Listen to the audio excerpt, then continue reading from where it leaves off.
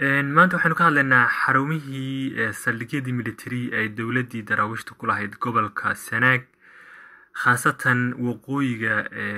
dhanka Cerigabo. Marka halkan waxa weeye marka qorshihii Ingiriisku uu doonayay inuu ku galo qalcadaha dowladda daraawiishta. dabcan ciidamada lugta ee Ingiriisku waxay ahaayeen saddex madax ka soo kacay meesha la dhaho dhowr cilaan oo ahayd xaruntii militariga Ingiriiska berbera looga soo raray oo markaa dayuuradu ku soo duulayeen kuwaasoo markaa intay halkaa dhowr cilaan ka soo tagaan toos bay u aadiyeen xagga iyo ceelif weyn halkaasay markaa daraawiishtii Sanaag joogtay ka weerarayeen. madaxa labaad ee ciidamada lugtuna wuxuu joogay magaalada Burco iyagoo markaa xagga iyo Kirid u kacay oo kadibna Cayname iyo Wadaamago iyo Siimariyo kadibna Taleex iyo xagga gobolka Sool afka saarayay. madaxa saddexaadna wuxuu ahaa kuwii joogay kuwii badda ka wareegayay oo markaa marayay xagga iyo magaalada Laasqoray kadibna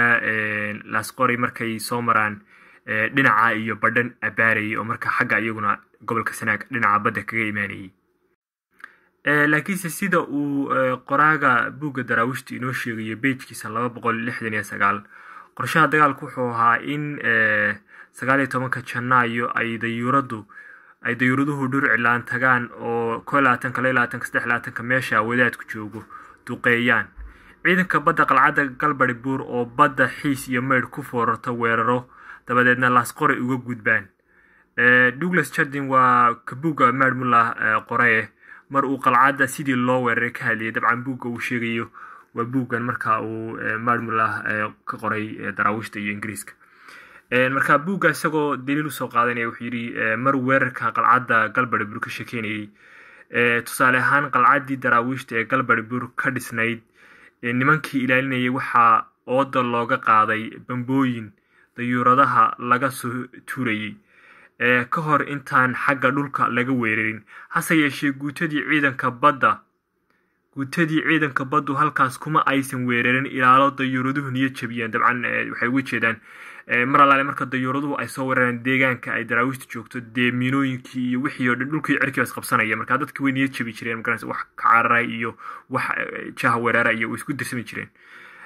marka isagu wuxuu yiri niman niyad jabay looguma tegin oo marka dayuuraduhu ka baxeen ciidamadii lugtuna soo galeen waxay ugu tageen niman libaaxyaaba meesha ugu tageen iska badaa buu yiri in loogu tago dad niyad jaban iska badaaya waxay la kulmeen geesiyaasha kuwa ugu geesisan. dabcan buugay ku qoran tahay page-ka buugga Douglas Chardin uu qoray page-kiisa 279 haddaad doonaysid inaad si toos u tagtid. marka wuxuu yiri waxay ugu tageen geesiyaasha brave the bravest bay ugu tageen geesiyaasha dadka ugu geesisan qalcaddiina lama qabsan bay dhaheen ilaa koodii ugu dambeeyay waa daraawiishte la dilay oo calaashan daraawiishtu ilaa meesha ay ku naf baxeen kulligood qalcadda lagama qabsano qalcadda Galbari Buur. haddaynu soo qaadano xog warankii rasmiga ahaa ee dagaalada Galbari Buur waxaa loo daafacay si dhiiranaan leh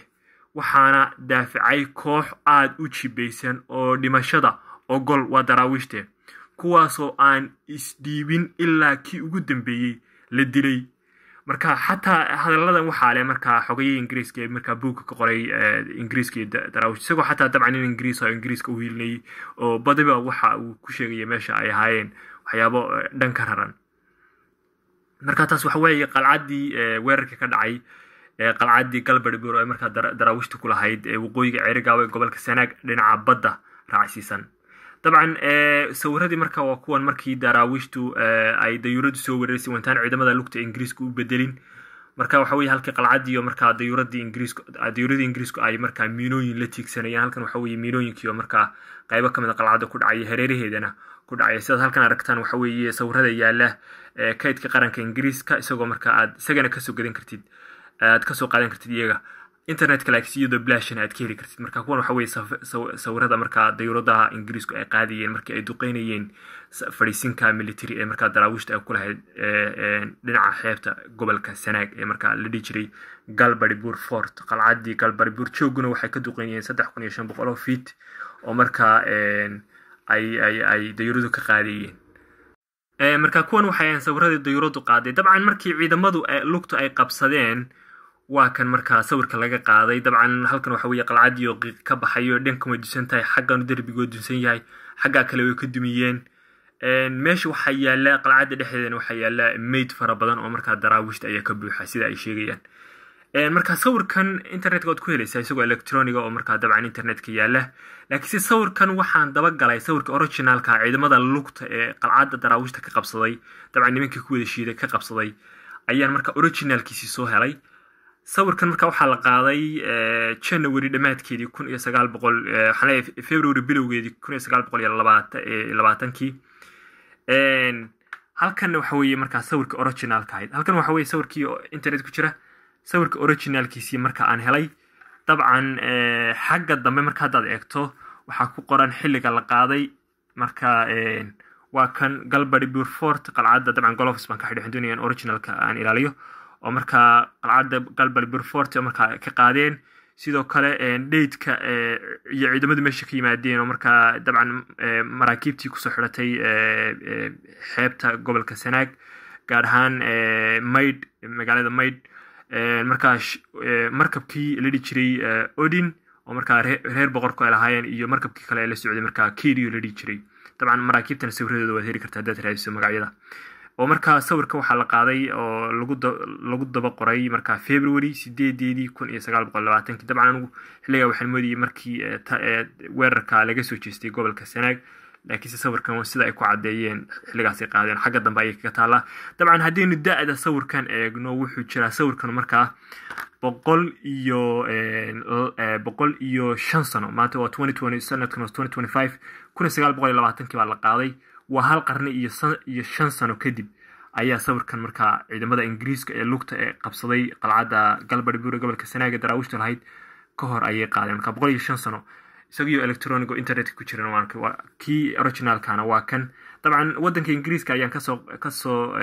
ayaan ka gatay magaalo kamid ah maadaama wadanka Ingiriiska aan joogo dabcan hadii ay ku yahay London duleedkeeda magaceeda ma sheegay laakiin ayaan ka soo qaatay dabcan waan weydiiyay ninkii Ingiriiska ahaa sawirkan sidee buu ku helay xaguusa ka helay maadaama aan ka iibsaday anigu oo deegaankan aan ka soo jeedo ma garanaysa dadka deegaanada aan ka soo jeedo marka wuxuu yiri waxaan ka iibsaday meel auction oo markaa agabkii waaweynaa lagu gaday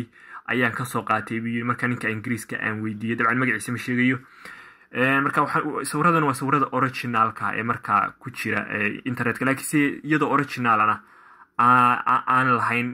markaa ma garanaysaa dad yar ay gacanta ku hayeen dabcan sawiradan badiba waxa haystay haddaan museumka iyo kaydka uusan hayn qaranka Ingiriisku waxa haysta dadka ehelada la ahaa militarigii ka soo shaqeeyay gobolada waqooyi ee xilligii Ingiriiska qarniyo ka hor marka qaraabadoodii iyo kuwa ay weeyaash u hayeen baa haystay xaafadooda ku haystay marka waxa la sameeyaa way iibiyaan oo laftirkooda meelaha auctionka ee markaa bay ku iibiyaan marka ninkan dadkaas militariga dadkoodii eheladaas u dabcan ka soo qaatay aniguna isaga ayaan ka soo gatay dabcan waxa aan ay hadafkaygu tahay inaan markaa gobolka Sool u diro oo markaa museumka hadii la dhisayo maamulka dawladda SSC markaa museumka ummadda Soomaaliyeed ee gobolka Sool la dhigo aan ku daro insha Allah sidoo kale waxay cajiibka halkan ku yaala waxa way sidoo kale Galbari Burfort dabcan meesha qalcadda iyo magaalada magaceeda raasahan waxaa digta hadaan khaldanayn beesha Habari Yunis dabcan dadkaas barkii hore ee daraawiishta joogeen way ka qaxeen oo dadkii xagga Ingiriiska la socday badi u badnaayeen laakiinse maanta waxaa degan beesha Habari Yunis baa degan dabcan hadaan khaldanayn xaggan waxa ku qoran markaa magaca Soomaaliya oo markaa Ingiriiska waraaqahooda badan ay isku qori jireen waxa kamid ah magacyada xeebta Soomaaliyeed ama dhulka Soomaaliyeed dabcan Soomaaliya magaceedu runtii waa qadiim inkastoo dadku qayb ayna dhahaan waa magac dambe laakiin magaca Soomaaliya qarniyo ka horna uu jiray oo dokumentiyo Soomaaliya ku qorantay wali helaya inta haddaan ka gudbo sawirkan aan kusoo gunaanadaya waxa weeye sawir kale oo markaa ciidamada Ingiriisku oo markaa isla ninkan aan ka soo gatay Ingiriiska oo markaa iyaga ciidamada Ingiriisku markay qalcadda duleedkeeda ku sii socdeen faahfaahin dheeraad ah ugu muusan siin sawirkan laakiin sawirkan waa sawir dheeraad ah dabcan iyagoo sawirana waan soo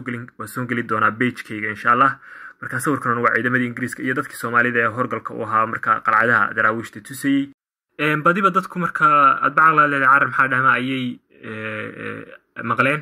laakiin si xaqiiqadu waa mid sidaa ka duwan oo boqolaal iyo kumanaan ayaa markaa naftooda u hibeeyay inay qalcadahan difaacaan dagaalkii ugu dambeeyay ee dawladda daraawiishta iyo Ingiriiska u dhaxeeyay